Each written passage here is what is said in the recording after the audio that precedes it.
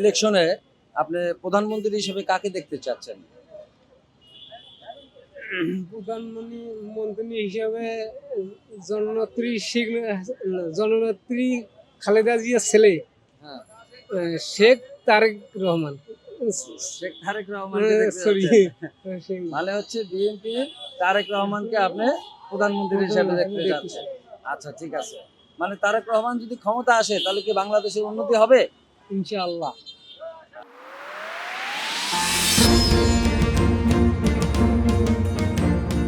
আমি জামাত চাই।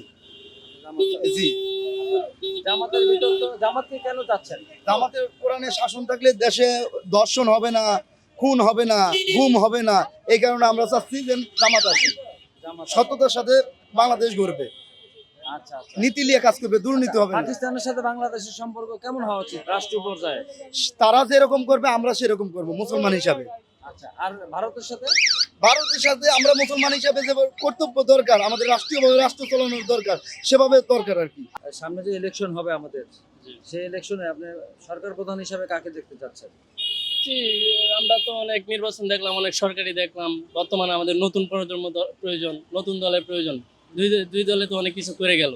এখন আমরা নতুন দলের আশাবাদী যে নতুন নেতৃত্ব দিবে, দেশকে নতুন সূচনা পথে এগিয়ে নিয়ে যাবে। মানে আপনি নতুন কাউকে চাচ্ছেন, হ্যাঁ। পুরান কাউকে চাচ্ছেন আপনি? না না, যোগ্য হইলো মনে করেন সাবেক যে প্রধানমন্ত্রী আছিল ওইটারই দরকার আছিল, ইয়ার খালেদা জিয়া। শেখ হাসিনা? না, শেখ হাসিনার দরকার নেই। খালেদা জিয়াকে দরকার। খালেদা জিয়া তো বয়স হয়ে গেছে এখন। বয়স না হলে ভারপ্রাপ্ত চেয়ারম্যান তারেক জিয়া থাকবে। তারেক জিয়া থাকবে, মানে আপনি প্রধানমন্ত্রী হিসেবে তারেক জিয়াকে চাচ্ছেন? তারেক জিয়া চাচ্ছি। আচ্ছা, তারেক জিয়া ক্ষমতা আসলে কি বাংলাদেশে উন্নতি করবে? আশা করি।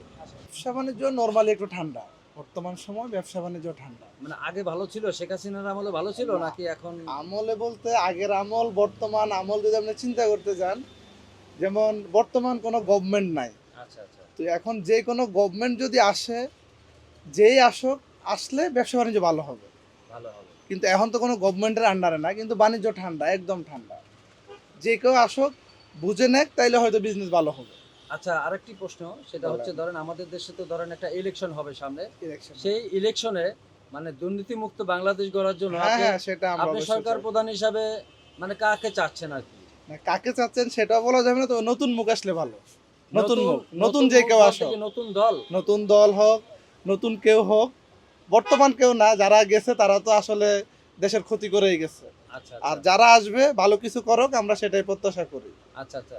ধরেন মানে তাদের কাছ থেকে কি প্রত্যাশা করেন আপনি? মানে আপনি একজন ব্যবসায়ী হিসাবে আপনি কি ব্যবসায়িক সুযোগ সুবিধা হিসাবে চান? আপনি তো একজন ক্ষুদ্র সুযোগ ব্যবসায়ী। সুবিধা আমরা তো আসলে ক্ষুদ্র ব্যবসায়ী, যারা বড় আছে সবাই চায় দুর্নীতি মুক্ত ব্যবসা হোক। দুর্নীতিমুক্ত ব্যবসা। যে কোনো জায়গায় আমরা ব্যাড ট্যাক্স দিচ্ছি, সেটা লিগেল হোক, সরকারে যাতে ব্যাড ট্যাক্সটা পায়, এখানে যাতে কোনো থার্ড পার্সন না থাকে, ওইভাবে হইলে ভালো। মানে আপনি সরকারি যে দুর্নীতিগুলো হ্যাঁ, হয় হ্যাঁ। সেই দুর্নীতিমুক্ত দুর্নীতি মুক্ত বাংলাদেশ। বাংলাদেশ চাই আমরা। আচ্ছা, বাংলাদেশকে একটা উন্নত রাষ্ট্র হিসেবে আপনি দেখতে চান? অবশ্যই, হ্যাঁ।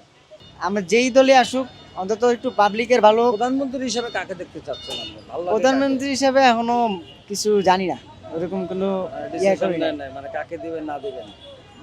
দর্শক, এই হচ্ছে সাধারণ পাবলিক যারা কোনো দল করেন আর কি।